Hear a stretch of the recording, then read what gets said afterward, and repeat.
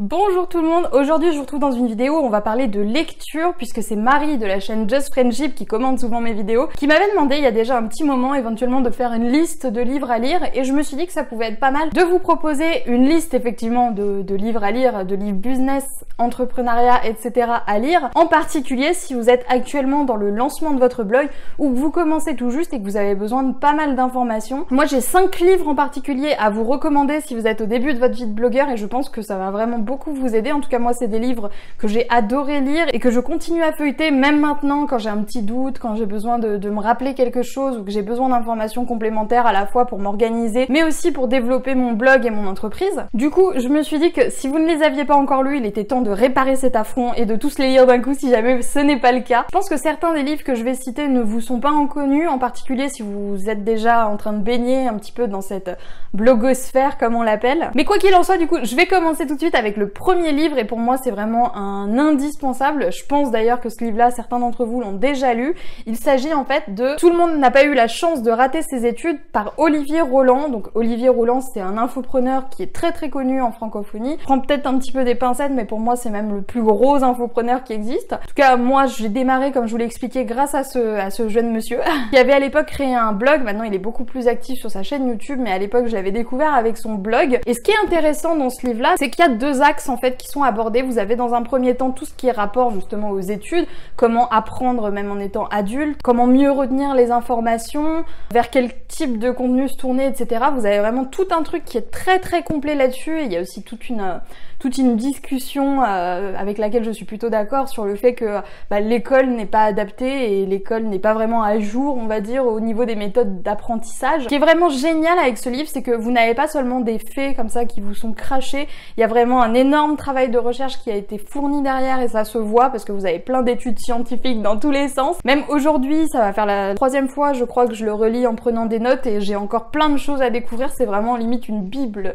j'ai envie de vous dire. Et donc vous avez cette première partie où on vous parle d'apprentissage et la deuxième partie où on va plus vous parler d'entrepreneuriat, puisque là on va vous expliquer voilà comment trouver votre idée d'entreprise, comment la lancer, comment s'inscrire, etc. Enfin vous avez vraiment toute une explication de comment devenir entrepreneur en très large. Il y a même une petite partie sur les blogs puisque comme je le disais, Olivier Roland a démarré avec un blog et c'est ce qu'il conseille aussi dans son livre, de créer du contenu en ligne si possible sous la forme d'un blog. Donc vous avez pas mal d'ingrédients là-dedans qui peuvent vous aider à vous lancer et avoir une vision claire de là où vous voulez aller et des étapes qu'il y aura à suivre pour réussir à atteindre vos objectifs. Donc tous les livres dont je parle seront bien sûr dans la barre de description, donc n'hésitez pas à aller y jeter un coup d'œil si ça vous intéresse. Le deuxième livre dont j'aimerais vous parler est un petit peu rattaché au premier puisque Olivier justement nous recommande de l'acheter et je vous avoue que moi j'étais très sceptique quand je me le suis procuré parce que voilà, le Personal MBA pour ne pas le citer. Je sais pas vous mais moi cette couverture j'ai un problème, je la trouve pas jolie.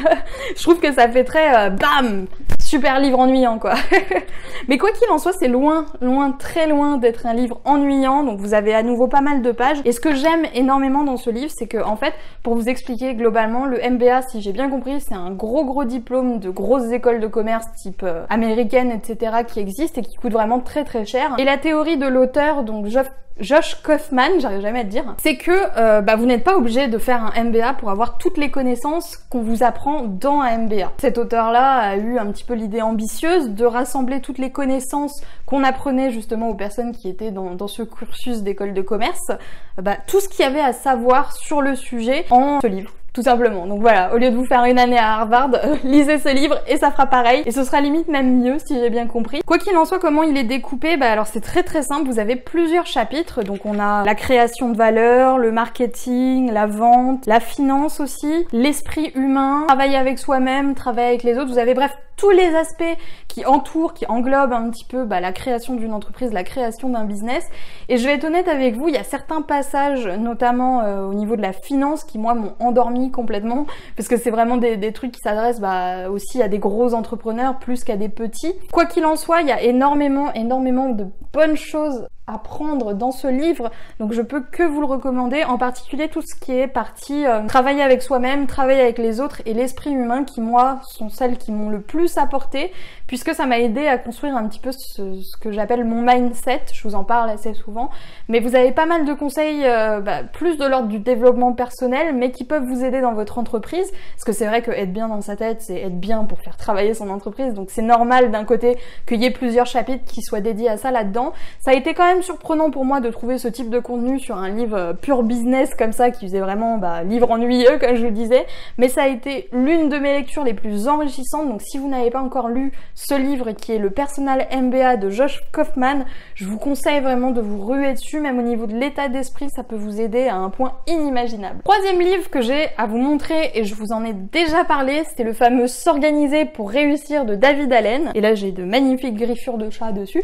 Je vais pas tarder à vous faire un article complet, peut-être une vidéo pour le faire sous Trello, pour que vous puissiez comprendre à quel point la méthode GTD est géniale et à quel point elle peut vous aider à vous organiser de A à Z. Moi je sais que avant de découvrir ce livre, et ça fait depuis un moment que je l'ai, je crois que ça fait depuis que j'ai 17-18 ans que je l'ai acheté, et depuis que je l'ai acheté, ça a été vraiment une révélation ce truc-là. Je veux dire, moi ça m'a appris vraiment plein de choses sur comment fonctionnait une bonne organisation, comment on fait pour arrêter de se prendre la tête tout le temps avec des pensées parasites alors qu'on est occupé à faire autre chose. Clairement, c'est le livre que je conseille à tous ceux qui ont du mal à s'organiser, à tous ceux même qui ont tendance un petit peu à procrastiner. Ça va vous aider vraiment à créer un système d'organisation complet, que ce soit pour votre vie professionnelle ou pour votre vie personnelle. Donc vraiment, si vous ne connaissez pas ce livre, courez vite l'acheter. Quatrième livre que j'ai à vous conseiller, et ça va faire au moins 10 fois que je vous en parle, mais c'est vraiment un livre très très puissant, je trouve, surtout si vous êtes un peu une bille en vente comme moi et que vous avez besoin de comprendre un petit peu comment ça fonctionne.